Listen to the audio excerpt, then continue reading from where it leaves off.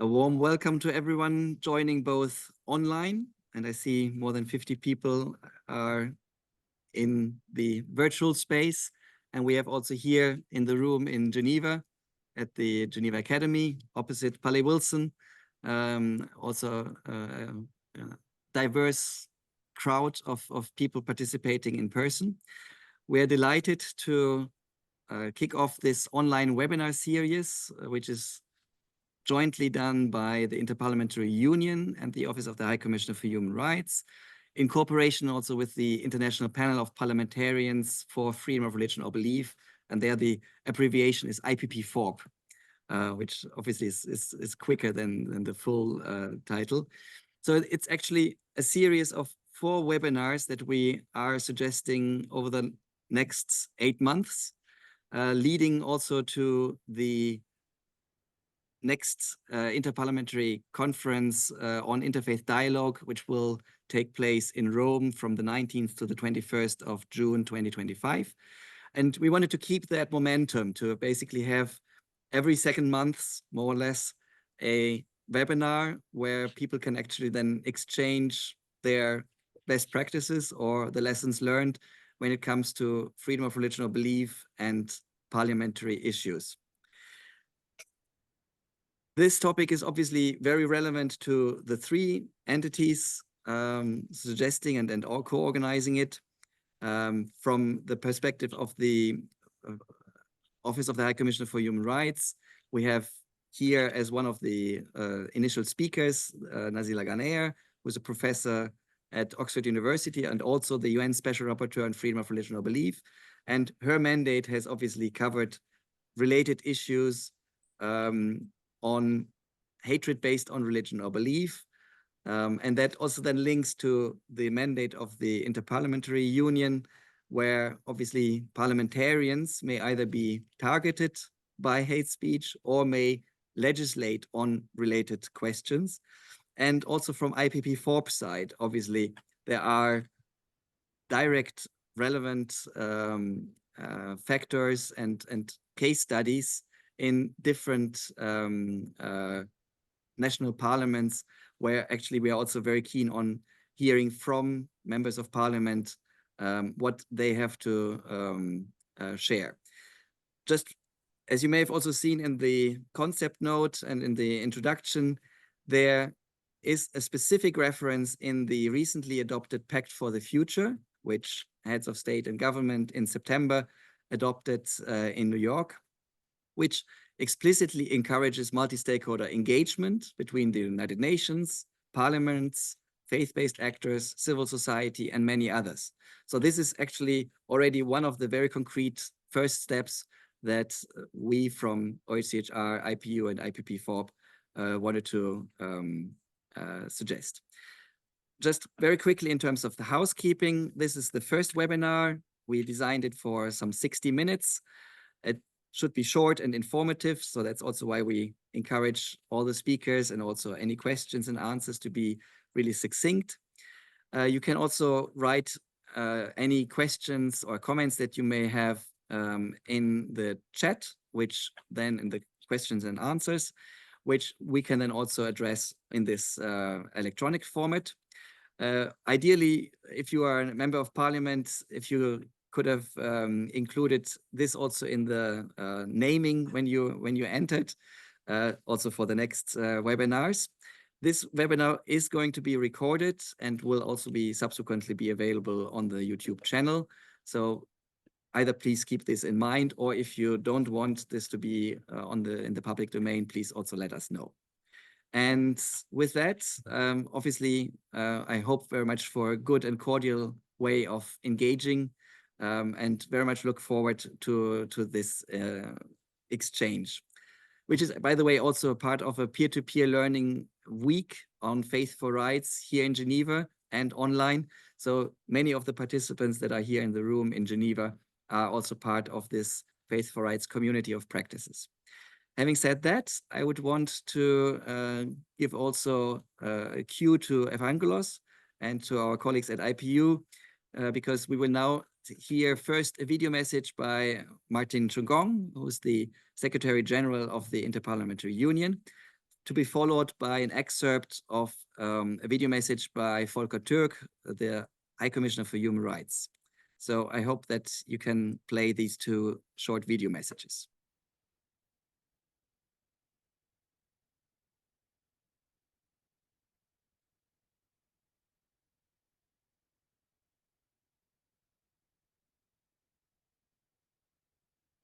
Honourable Members of Parliament, distinguished guests, it is a great pleasure for me to welcome you today on behalf of the Interparliamentary Union to the first webinar in this important series on parliamentarians against hatred based on religion or belief, crafting pathways to more peaceful, inclusive, and just societies. Allow me to start by thanking our partners from the Office of the High Commissioner for Human Rights, with whom we have co-organized this, and also by recognizing the International Panel of Parliamentarians for Freedom of Religion or Belief, a network which may be of interest to many of you here. Today's webinar brings together parliamentarians and parliamentary staff, but also former MPs and members of the OHCHR's Faith for Rights community of practices. It is a good demonstration of the ecosystem approach at the core of the IPU strategy, which encourages parliaments and parliamentarians to engage with other relevant actors and stakeholders to better deliver for the people. The IPU is the global organization of national parliaments with 181 members. It was founded in 1889 as a platform for promoting peace and democracy through dialogue. Our work is grounded in and guided by human rights standards and includes a strong focus on promoting peaceful, inclusive, and just societies. Freedom of thought, conscience, religion, or belief is such a fundamental human right and an important ingredient to strengthening our communities. Parliamentarians have an important duty to uphold it, as well as to be able to enjoy it themselves. Indeed, while working to guarantee the basic rights and freedoms of their constituents, parliamentarians must also be safe in the exercise of their mandate, regardless of their religion or belief. For that purpose, parliaments must be inclusive, safe spaces. I am therefore delighted that this webinar series will begin with the topic of understanding and upholding freedom of religion or belief. With the help of this illustrious group of panelists, you will delve more into the different dimensions of the right to freedom of religion or belief, including by addressing potential misunderstandings as well as the actions that parliaments can take to promote a conducive environment for freedom of religion or belief. We are looking forward to taking the key insights from this meeting into account for the Parliamentary Conference on Interfaith Dialogue, which we are organizing in Rome in 2025. Please accept my heartfelt appreciation for your interest in this course, and I wish you a successful webinar.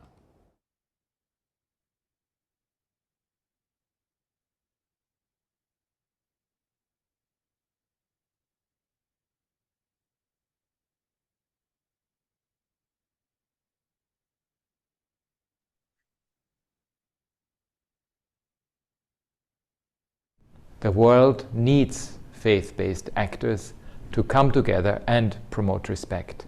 We must knit together a renewed social contract based on trust, respect, and compassion to overcome religious hatred.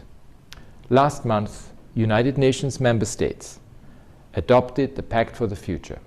In it, they promised to step up the fight against religious hatred, which constitutes incitement to discrimination, hostility, or violence.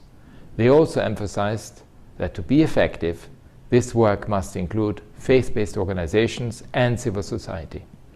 Since 2017, my office has been facilitating the Faith for Rights network, where participants share lessons learned and act jointly for human rights.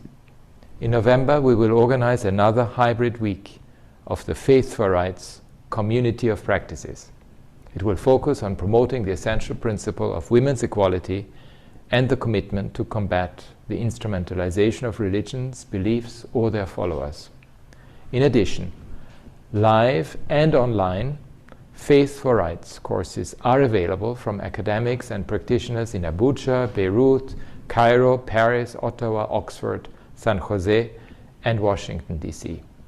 My friends, with turmoil and hatred being whipped up around us, inertia is not an option.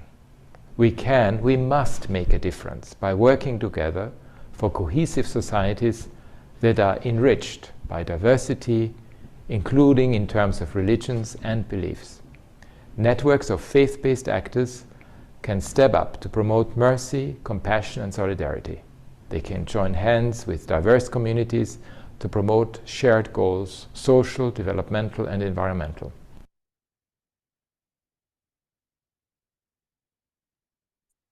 Many thanks indeed. And with this, we will start the first part of our panel discussion, focusing really on the international standards around freedom of religion or belief and how they are relevant for the various members of parliament and other stakeholders. And the ultimate goal is obviously to craft pathways to more peaceful, inclusive, and just societies. So for that purpose, our first speaker will be Professor Dr. Nazila Ghaner, who is the UN Special Rapporteur on freedom of religion or belief and also teaches international human rights law at the University of Oxford. So perhaps if you can kindly share with us from your perspective as the mandate holder on freedom of religion or belief, how this resonates with parliamentarians and related stakeholders. Over to you, Nazila. Thank you, Michael. You and I have written a 700-page book, on freedom of religion or belief, but I will synthesize that into about 4 minutes as to what those international standards are at their core. So freedom of religion or belief is binding on all states and all state actors, including parliamentarians, and it also imposes responsibilities on non-state actors.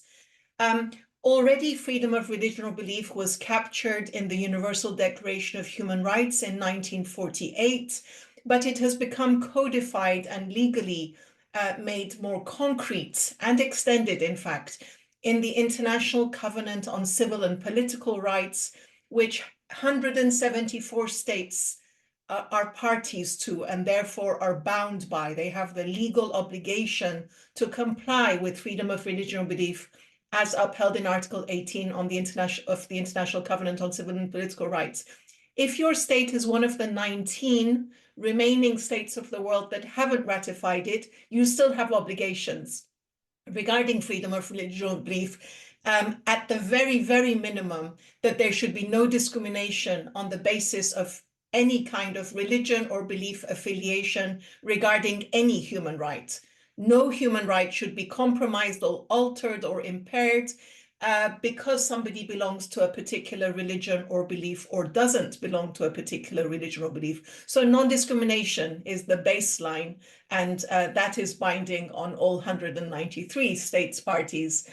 So, but if I return to the International Covenant on Civil and Political Rights, where 174 states have binding legal obligations to it, of course, this is not only protecting the right to have, to adopt, and to change religion or belief, but also to be able to manifest it alone or with others, and in private or in public. So, you know, if anybody says, yes, there is freedom of religion or belief in private and alone, that is not freedom of religion or belief. And that is not in accordance with international human rights law. That is not sufficient. It's also in public. It can be manifested in community with others. And this human right does not stand alone. It stands alongside other human rights, such as the prohibition of discrimination, such as the minority rights, such as peaceful assembly, freedom of opinion and expression, and non-discrimination, Article 2 of the ICCPR.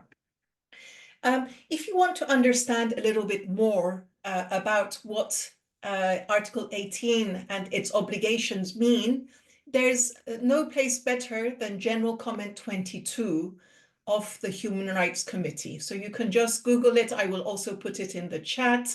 And that is, although it's more than 30 years old, it really goes into detail to say freedom of religion or belief is not only for traditional religions. It's not only for majority religions. It's not only for state religions. It's really for everybody. Everybody should be able to benefit from this freedom, regardless of where their religion or belief lies. Now, there is also a UN declaration called the 1981 Declaration that took forward these freedom of religion or belief standards. For some 20 years, the international community was grappling with freedom of religion or belief. And 5 years after that, so nearly 39 years ago, the UN appointed a mandate, a special rapporteur on freedom of religion or belief. And I have the privilege of being the 6th mandate holder. And you can look at the website of the United Nations Office of the High Commissioner for Human Rights to see how this independent expert mandate has taken the work of freedom of religion or belief forward since 1986. And there's even a digest that summarizes everything between 1986 and 2022 for you. So I'll put all of those links in the chat. I'm happy to talk further, but I think Fernanda and other panelists I'm privileged to be with today will talk more, will grapple more with what this means with parliamentarians. Thank you.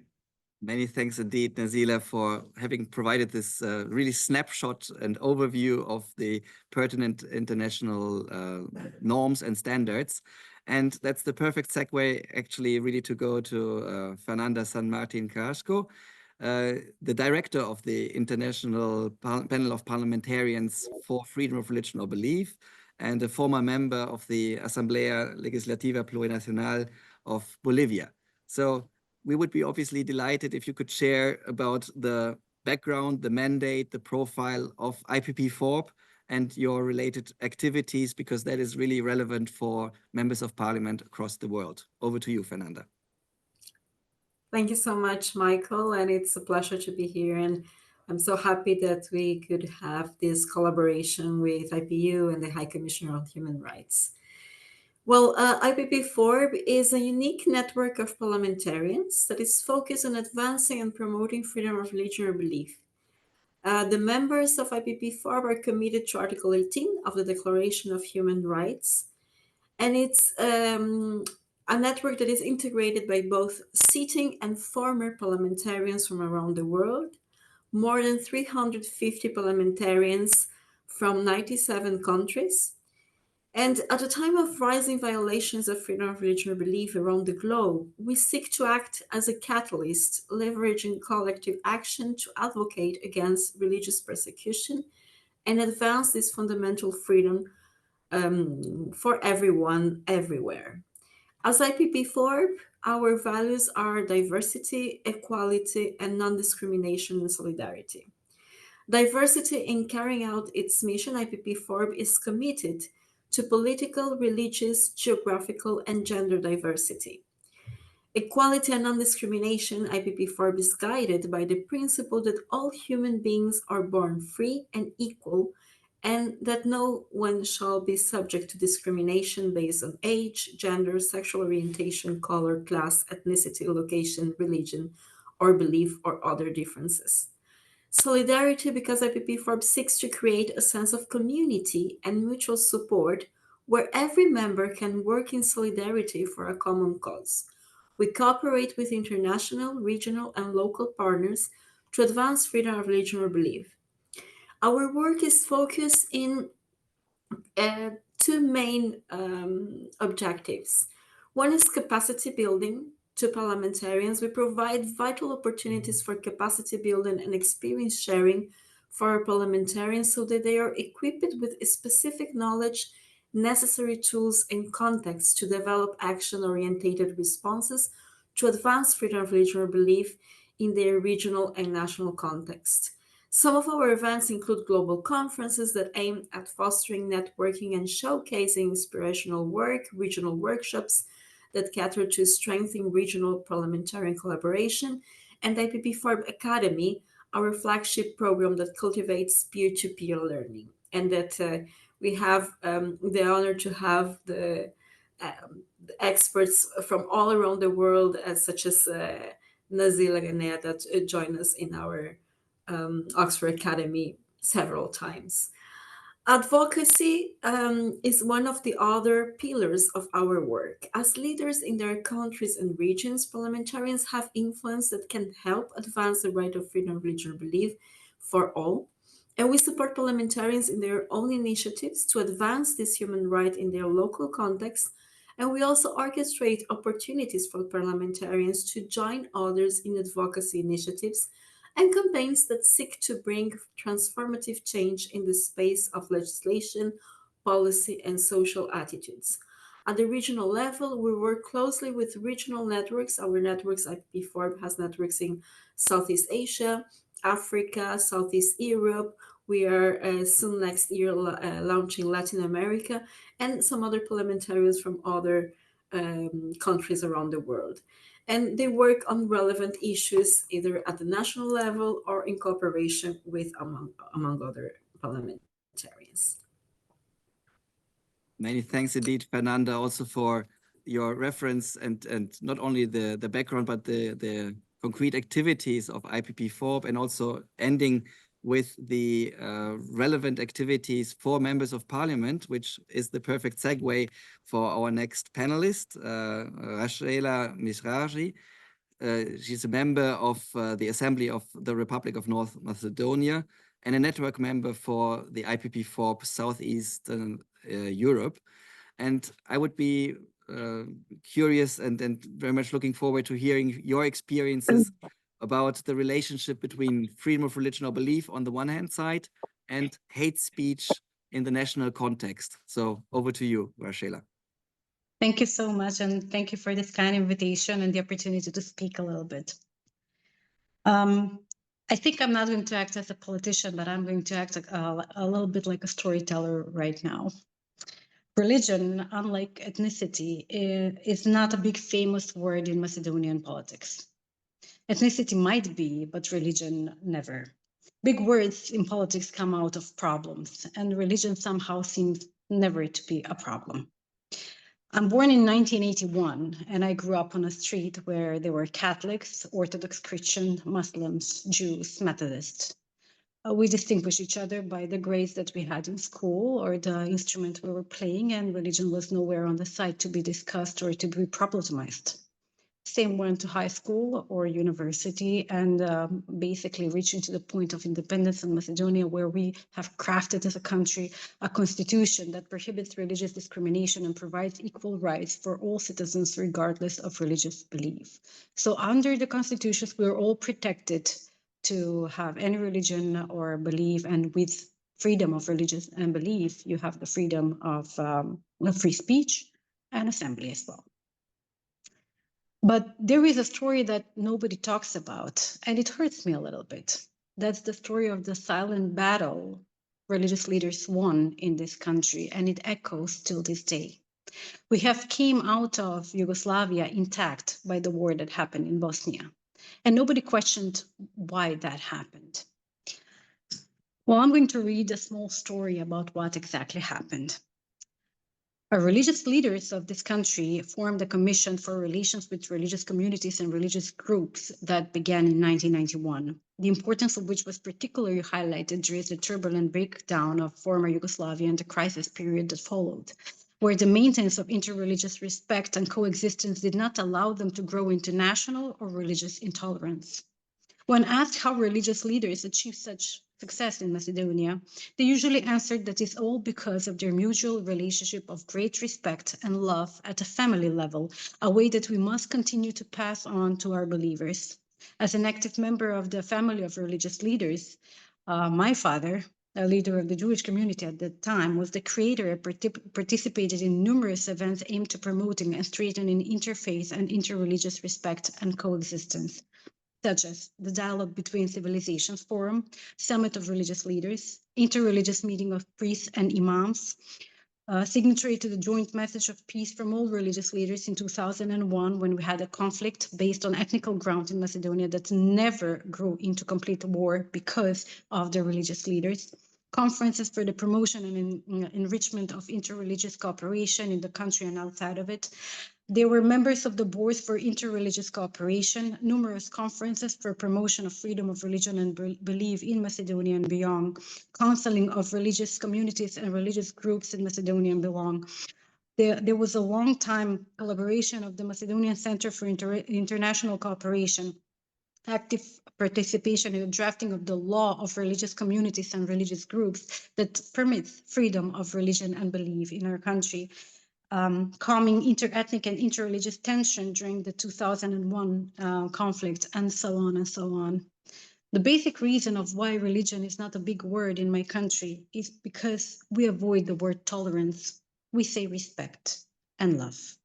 We respect each other and keep each other at the same pace at all times, so religion is never a question. Do we have falling downs? Yes, sometimes. I think that the first case that we had at this level was me becoming a part of the political scenery. When there was nothing else for the political opponents to pick on or attack, they used religion, and I was criticized for being Jewish. But that time has passed. It was short. It is going to be remembered, but we came back to our grounds where we do not use the word tolerance, and I will always fight against it. We will use respect again. Thank you. Many thanks indeed, Rachela, for sharing these very personal stories, but they are really bringing home very concretely the difference between mere tolerance and respect and understanding. And also it resonates very much with what the former Special Rapporteur on Freedom of Religion or Belief said in her report after visiting in 2009 North Macedonia. There was Asma Jahangir at the time, so the predecessor of Nazila Ghanea. And there are also fascinating elements in that report. But let's move now to our fourth panelist, Roger Huizenga, who is from the Human Rights Program in the Interparliamentary Union. And obviously, it would be great if you could share from your perspective what the IPU is doing in terms of human rights and where freedom of religion or belief fits into that picture, and also precisely how parliamentarians can promote freedom of religion or belief and also other related rights. So over to you, Roger. Thank you, Michael. No personal story here for me, but more an institutional one. So first of all, the IPU has, as part of its core objective, the promotion and protection of human rights through parliaments. And the way in which we do it is a sort of two-tiered approach. On the one hand, we see parliaments as guardians of human rights. The assumption here is that by using their constitutional powers in the area of legislation, parliamentary control of government action, but also the adoption of the budget, they can do much to protect and promote human rights in their countries. And that includes the right to freedom of religion and belief. But also as social leaders, we think they can be really important communicators around very sensitive issues, which are often issues also related to freedom of religion. The way in which we try to approach parliaments in promoting and protecting human rights is to make what we call or promote is human rights sensitive parliaments. So we try to help parliaments, and we've actually developed a human rights self-assessment toolkit for parliaments. We help parliaments to become better aware of the extent to which they know of and integrate human rights standards in their processes, in their methods of work, in their structures in parliament. So through this self-assessment toolkit, parliaments can find out about the extent to which they are already doing this, but also identify potential shortcomings and sort of chart a course of action to become better guardians of human rights. A second part of our work is the protection of the individual, of the rights of individual members of parliament. This is something that our SG already alluded to in his opening words. Here, the assumption is a very simple one. If we want members of parliament to protect the interests of those who put them in parliament, they should be able to speak their minds. They should be able to exercise their freedom of expression. And unfortunately, in quite a number of cases across the world, this is not the case. The IPU set up a committee on the human rights of parliamentarians, which has over 700 cases of violations of the human rights affecting members of parliament across the world. So what the IPU tries to do here is to protect, offer some kind of redress and protection to these members of parliament. And these members of parliament can be members belonging to religious groups, to belief groups. These can be members of parliament that raise issues related to religion, and as a result of that are facing intimidation, are facing human rights violations. So here as well, we try to come in through the human rights program to help these individual MPs. Now, maybe on a last note, as I just mentioned, freedom of expression is such an essential tool of members of parliament in order to do their work. But as was mentioned before as well, including by the Special Rapporteur and others, freedom of religion or belief clearly intersects with other important human rights as well. It was mentioned freedom of assembly and association, but of course also the right to privacy in order for people to be able to practice their religion at home without fear of intrusion or surveillance. The right to education is another important one, but freedom of expression is particularly relevant. And as we know as well, there may be tensions between different rights, and the right to freedom of religion and the right to freedom of expression is an obvious example in a situation in which such tensions may arise. Because although one should be able to speak one's mind freely, and that includes offering critical views of religions and of beliefs, of course, incitement to hatred on the basis of religion belief is clearly not acceptable, but it's not necessarily always very self-evident for people when that threshold is reached. So what we're trying to do as well is to help parliamentarians navigate through these challenges by giving them better information on how to navigate these challenges. And on that particular point, we have developed a massive open online course on freedom of expression, which we've only launched just this week with UNESCO, which also tries to offer some pointers for parliaments to be helpful in that discussion. Many thanks indeed also for showing the linkages with the various human rights involved, which are intersecting oftentimes with freedom of religion or belief. And just as a housekeeping remark from interpreters who are kindly asking all speakers, including myself, to slow down so that it facilitates the interpretation.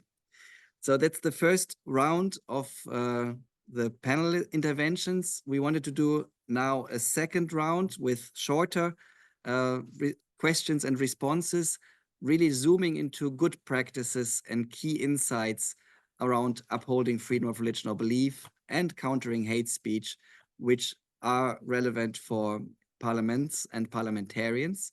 And just really in a nutshell, from the Office of the High Commissioner for Human Rights, we have been engaging with faith-based actors, but also with members of parliament in the context of the Faith for Rights framework.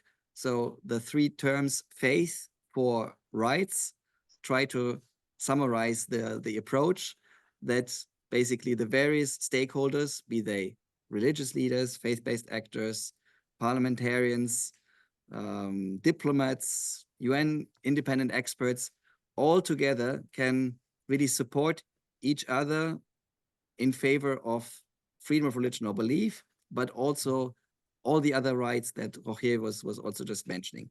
Actually, this week, we are assembled here in implementation of the Faith for Rights peer-to-peer learning methodology, where we have also this toolkit. And many of the participants also in the room here can share more about this. With this, also in the interest of time, a quick question to Nazila. What is the relationship between freedom of religion or belief and advocacy of hatred based on religion or belief? So, as you mentioned, you issued a report earlier this year to the Human Rights Council. Can you give us 2 key insights or recommendations that you want to share with the, especially parliamentarians? Thank you. Yes, that report is AHRC 5547. It addresses the matter much more fully, but that report recommends that we need to have a broader transformative approach. Often when we talk about this matter, we talk either about criminalization or counter speech, but essentially that focuses in on individual acts. But those will not give us sufficient solution to the interconnected, broader problem that is also structural and cultural. And so the report suggests a broader transformative toolkit that can recognize the coded language that this advocacy often comes in, and how it is exacerbated by structural factors, such as stigmatization or criminalization of particular religious or belief communities, anti-blasphemy laws, anti-apostasy laws, broad counterterrorism measures that make a whole religious or belief community guilty by association, and draconian migration laws. So parliamentarians, your vigilance needs to touch upon all of these, because these structural factors exacerbate the incidents that arise and problematize them a lot further. When we received many reports that talked about the diversity of experiences of being targeted because of religion or belief. So the destruction of religious sites, direct threats, harassment, spreading of conspiracy theories and myths about particular religions or belief communities, Holocaust denial, accusations of blasphemy with no evidentiary requirement hardly, and apostasy, both online and offline. That's some of its forms. How to transform and respond to it, both structurally in a cohesive way, how to transform the environment in which the incidents can not take root because there is resistance against it in society. Parliamentarians are key to all of that. Many thanks, Nazila, for sharing this. And a similar question now to Fernanda. Can you share any good practices from the IPP4 network in approaching advocacy of religious hatred? Over to you. Thank you. Yes, I think that parliamentarians are a bridge, are connectors, and how we do things at IPP4 helps navigate this complicated topic. We enhance global cooperation by endeavoring to work across geographical, political, and religious lines. When we have an IPP4 activity, we bring to the table as much diversity as possible by promoting understanding through dialogue. IPP4 highlights the importance of fostering dialogue among parliamentarians from different backgrounds and perspectives. And that approach emphasizes inclusive advocacy that represents various religious groups and perspectives. We aim to maintain a non-partisan stance, working across political divides to build broader coalitions. Another important point for IPP4 is that we advocate for balancing the right to freedom of expression with the protection of individuals from hatred, discrimination, and violence.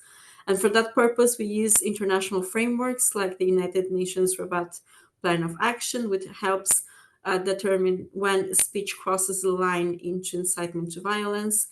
IPP4 supports aligned national policies with international standards in freedom of religion or belief and protection from hate. Members also often advocate for legal reforms to ensure that hate speech and laws are precise, narrow, and do not infringe on legitimate free speech. So there are a lot of things around advocacy that we do as IPP4, that contribute to that. Another thing is to empower parliamentarians for providing the tools and literacy needed to draft and pass laws that protect freedom of religious belief while addressing hate and intolerance effectively, or while doing any other advocacy initiative that members do. And also raising awareness. We do a lot of campaigns on public awareness campaigns that can help to raise an issue and a specific and about the impact of hate speech and encourage responsible, respectful discourse on religion and belief. To promote initiatives to end, for example, anti-blasphemy laws like the one we just started some months ago. That helps to build that environment, a good environment that Nazila was talking about. Many thanks, Fernanda, for sharing, and also the guidance in the 6-part threshold test of the Rabat Plan of Action is, I think, a very concrete way, which we also were discussing in the previous meeting in the same room with diplomats and also with social media companies in that sense. So going to the national level, Rachela, again, the former Special Rapporteur on Freedom of Religion or Belief in her report also addressed the specific also hate speech legislation in North Macedonia.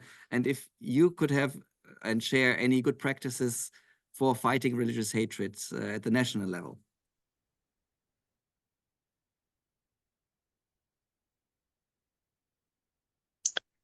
Well, I could say that the law in Macedonia defines hate crimes and criminal offenses against a person, legal entity, or related person or property committed because of a real or assumed characteristic of a victim, including nationality, ethnic origin, and religion on belief.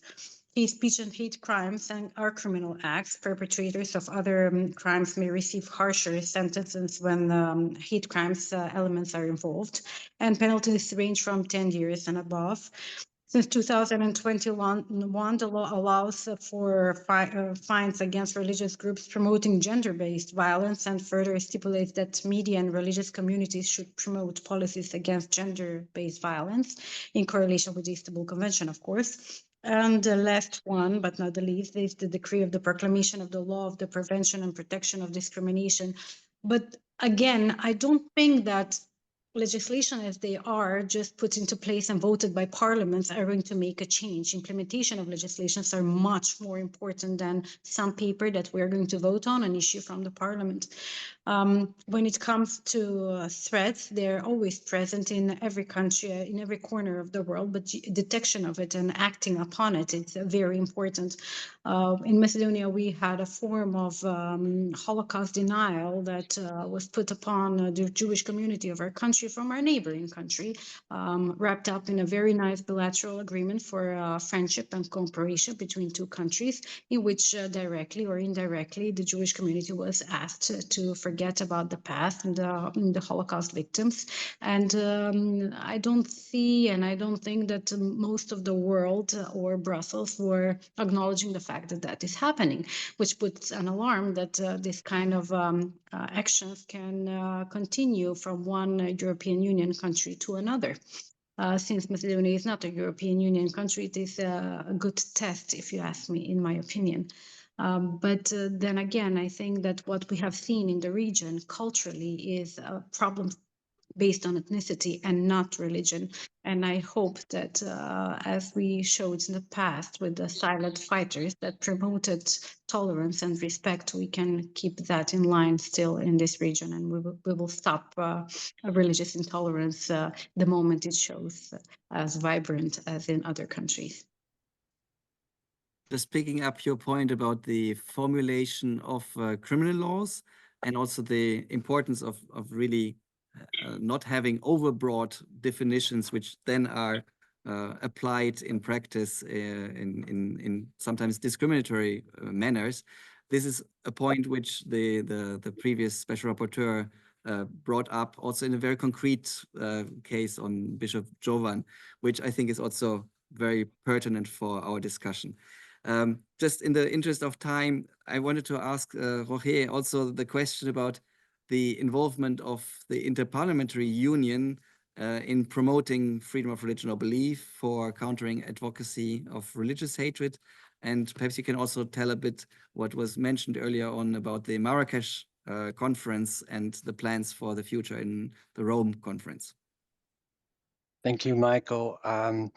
Yes, well, the real strength of the IPU is as a global convener of parliaments and individual parliamentarians around different issues, including issues related to religion and belief. But also as a platform that can call for action by parliaments, and as a organization that can offer research and analysis on issues that we're discussing today. So practically speaking, let me mention 4 concrete examples of IPU involvement in this. First of all, through the IPU assemblies that take place twice a year. So this is the opportunity for the full IPU membership to come together. Last year, one of these assemblies took place in Bahrain, Manama, and the topic of discussion, there is a general debate during these assemblies, and the topic of the general debate at the time was promoting peaceful coexistence and inclusive societies, fighting intolerance.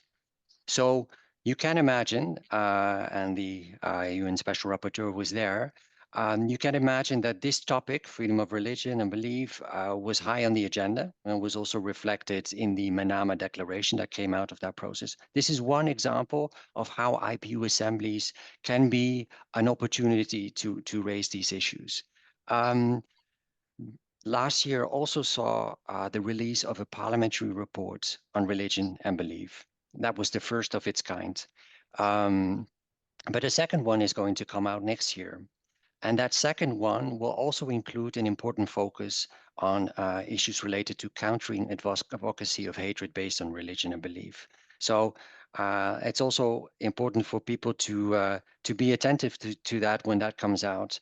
You mentioned Marrakesh. So last year was also another first for the IPU, because the IPU was involved in convening the Parliamentary Conference on Interfaith Dialogue, which took place in Marrakesh, which was a conference that brought many different stakeholders together, following the IPU stakeholders approach, and not just members of parliament, but everyone who takes an interest in issues related to freedom of religion and belief. And it was an opportunity for that conference as well to talk about freedom of religion and ways in which freedom of religion can also try to promote and build societies that are more peaceful and inclusive. Next year, we'll see the second conference in this series, which will take place in Rome. And there as well, there will be an important focus on how freedom of religion can help promote the rule of law and how parliamentarians can step up to the plate to make this happen. Last but not least, what the IPU also tries to do is to offer a platform for more informal dialogues between parliamentary delegations that may not see eye to eye on issues of religious significance, where there may be misunderstandings or different views of seeing things. So IPU assemblies and other meetings that we organize can also offer a discrete opportunity for delegations with different religious backgrounds to come together and to discuss these issues together. Many thanks. And with this, we move into the third part of our webinar with insights and questions from the audience. First, I wanted to give the floor to Amadou Camara for a response and also for sharing good practice. You are a member of the National Assembly of the Gambia and also chair of its Freedom of Religion or Belief Parliamentary Caucus, as well as network member for IPP4 Africa. Amadou, the floor is yours.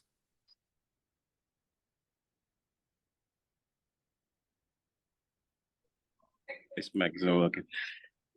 Yeah, good afternoon from Banjul, the Gambia. Arnold, please do.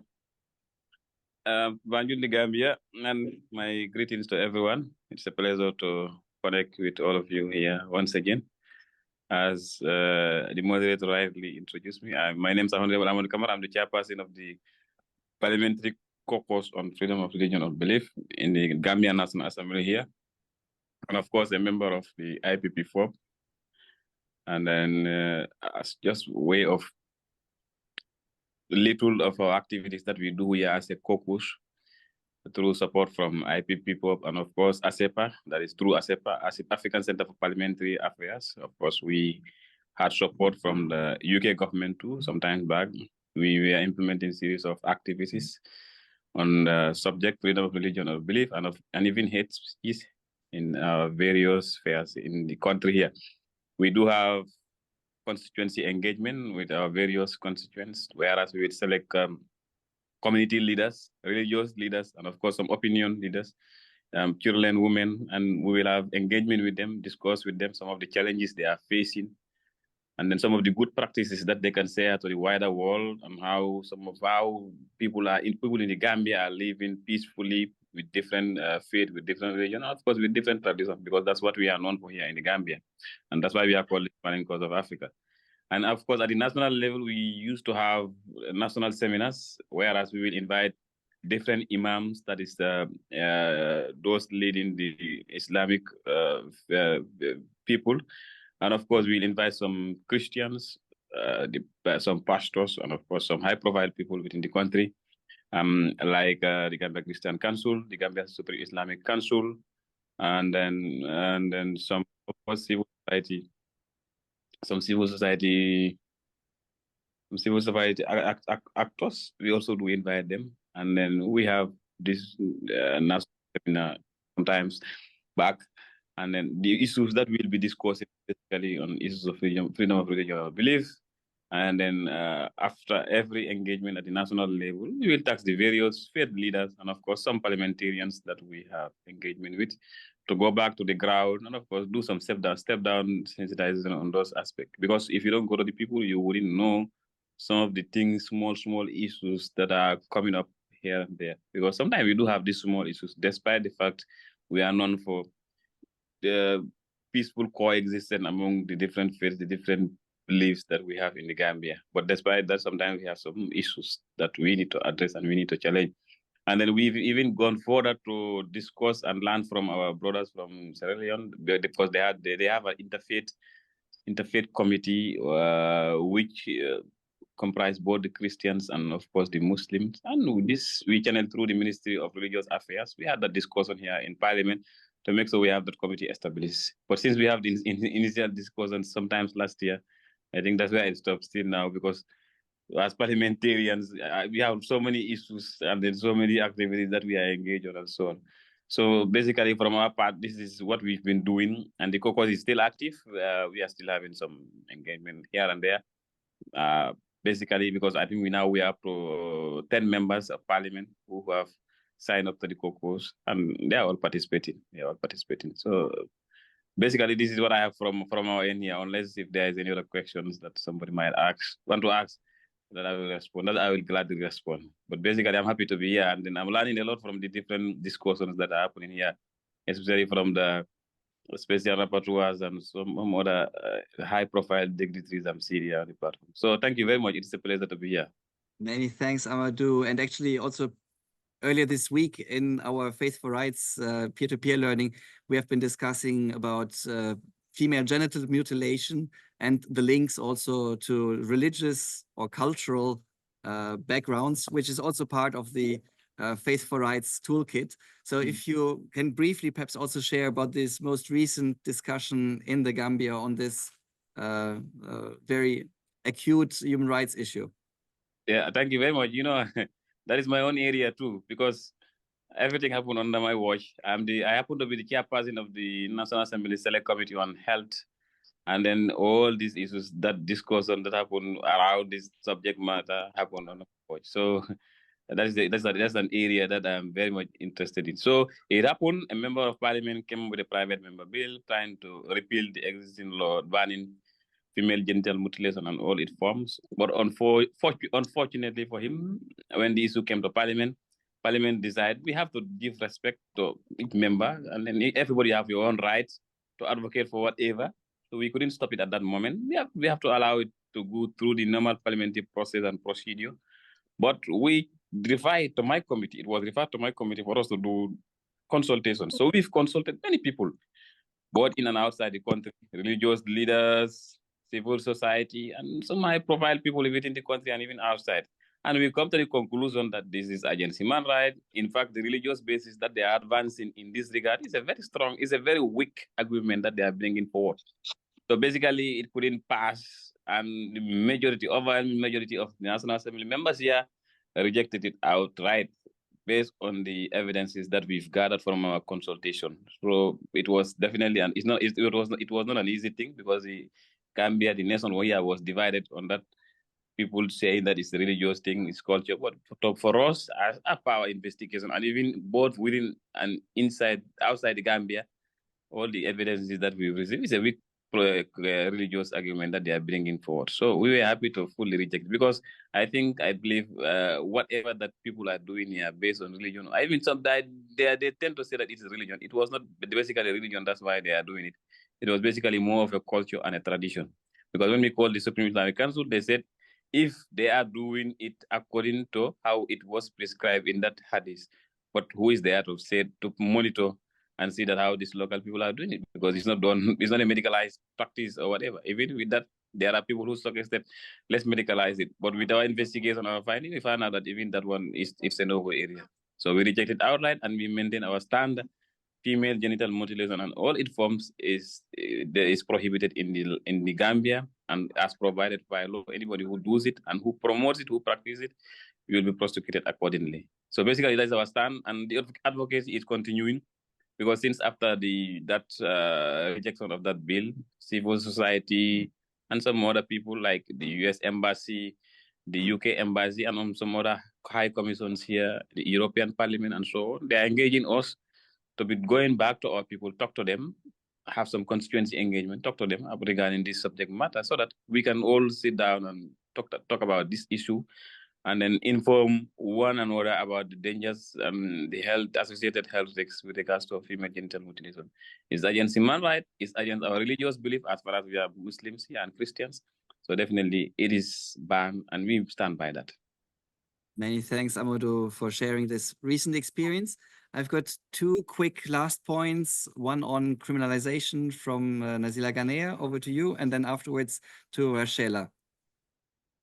Thank you, Michael. Practice has suggested that actually overextending or premature criminalization is counterproductive and worsens the context, and therefore may deepen hatred.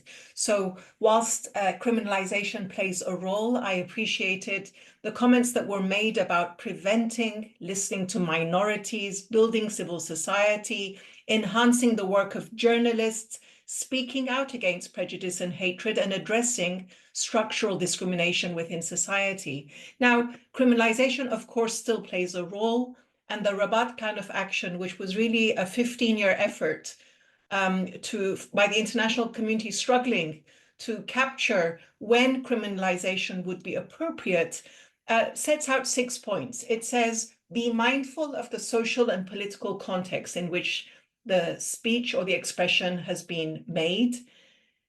Be mindful of the status of the speaker. Are they a nobody or are they the leader? It will make a difference into how we act and if we respond. Consider the intent to incite. Did they intend to incite a separate audience to act against another target group? So a triangular relationship, and the intent of the speaker to arouse the audience and incite them to act against a target. What was the content and form of the speech? This is not the only query. It's one of the 6 queries that have been synthesized and crystallized. To what extent has it been disseminated? Maybe the congregation is a congregation of 12, maybe it is of 10,000. That makes a difference as well. And what is the likelihood of harm? So these are a crystallization of 15 years of effort and research and brainstorming, and I bring it to your attention. It's the 6-part threshold test of Rabat that you can access readily. Thank you. Many thanks. And just to add, it's actually being applied at the national and regional levels, European Court of Human Rights, national audiovisual authorities in several countries are using it, and also content moderation online. We just listened to the oversight board of Meta, which has more than a dozen decisions using it. Final word to Rachela, who also wanted to respond to one of the comments. Yes, thank you so much. I wanted to say that speech is a conscious thing that we do. And hate speech is as well a conscious thing. The problem with hate speech is that it becomes epidemic really fast. But as an example of my own country, evil is infectious, but so is good. I think segregation, we should attack segregation. Children should grow up together. They should even have a religious education in a form of philosophical way of acknowledging each other so they know each other. You know, it's very hard to attack somebody that you celebrated with when their child was born, or you were in sorrow together with somebody died from their family. Living together, people living together do not attack each other. No legislation that we are going to vote as parliamentarians or we're going to put oversight on it will stop when hate speech becomes epidemic. We cannot stop it then. We should work on people living together. And that's the only way to fight religious fights between different groups, for me at least. Thank you. Many thanks, Rachela. And perhaps just to, not to summarize, which is impossible, but to really just pick up 2 points of going away from the simple notion of tolerance, but really to go into respect and understanding, and also of peaceful coexistence, which several of the speakers have raised in terms of their importance. This very first webinar in a series is designed precisely to provide the space for peer-to-peer learning. And I'm also very much looking forward to the next of this series in roughly 2 months. All the details will be communicated also by IPU, OHCHR, and IPP4. And I can only thank all the panelists, participants, and all the people also behind the screens and who made this possible, and including also obviously the interpreters who stayed longer than envisaged, but it also is testament to the interest that every participant showed for this very webinar. Thanks a lot and see you next time.